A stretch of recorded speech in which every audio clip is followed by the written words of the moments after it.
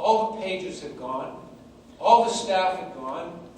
The janitors were waiting to turn out the lights. But I didn't want to look so obvious as everybody was there, and I sat there all by myself in this glorious chamber about the size of this room, with only 100 of those special desks. And I pulled open my drawer, and there was carved some of these incredible names in history. Names that meant the world to me.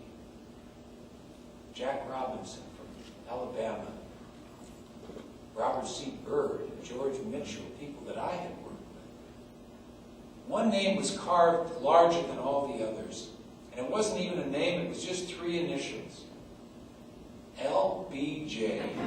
Just carved bigger than life. But I love the sense of history you get at that desk. I remember deciding that I was going to use LBJ's first maiden speech as leader heavily as I talked about my own experience and hopes.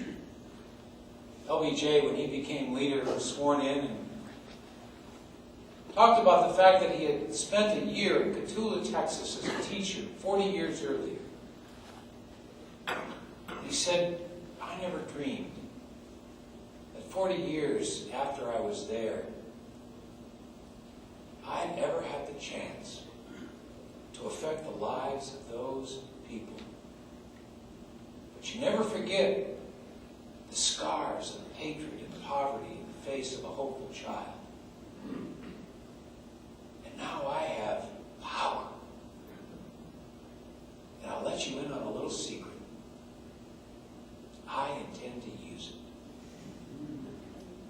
Well, as I think of Lyndon Johnson standing at that desk, I think of the power of the president to do good. The power of the president to build our hopes and aspirations. The power of the president to affect the lives of everybody in this room and so many people who aren't, who can't be here tonight. And I think that's why I'm here. Because if I can help just a little bit make that possibility a reality, I want to be a part of it. And so as I made my own assessment of all the candidates who are running this year, ironically, I chose the one person with whom I did not serve. I chose Barack Obama. And I did for 3 reasons.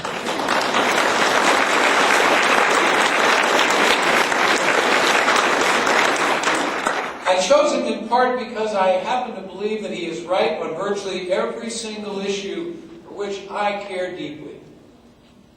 I like his position on Iraq. I like his position on health care. I like his position on energy. I like his position on climate. I like his position on tax policy and on the economy. I like his position on the message he would send to the rest of the world. And I like his message of hope. Yeah.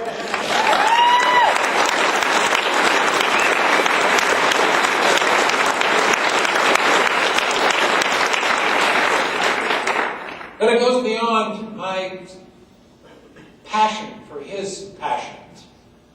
I also believe that once in a while somebody comes along who can really ignite an enthusiasm and an excitement and bring out people unlike we've seen in long, long times.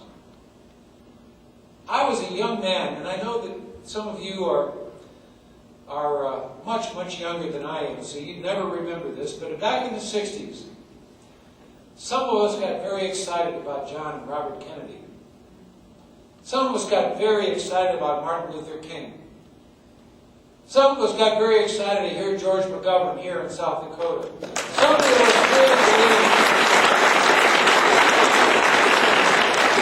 I can remember coming home to my parents and saying, I want to major in political science.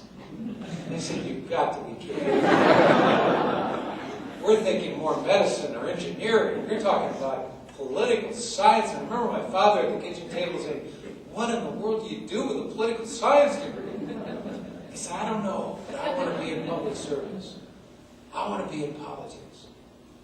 I want to be a part of what the Kennedys and Martin Luther King are doing right now. We've gone through a lot of tough times.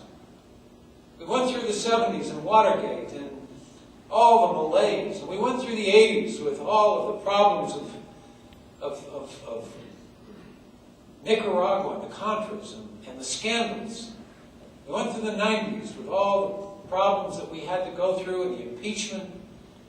And year after year, decade after decade, more and more people kept saying, you know what, this isn't working. I don't want to be a part of politics. I hope my kids don't want to go into political science. And more we turned people away, where the real problem was the diminution of the political voter bases in this country all over. But then along comes somebody with a funny name.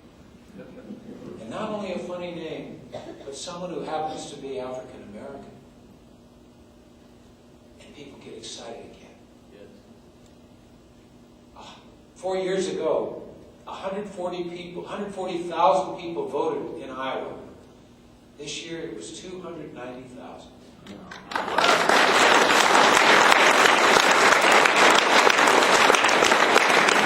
4 years ago, we had about 260,000 people who voted in South Carolina. This year it was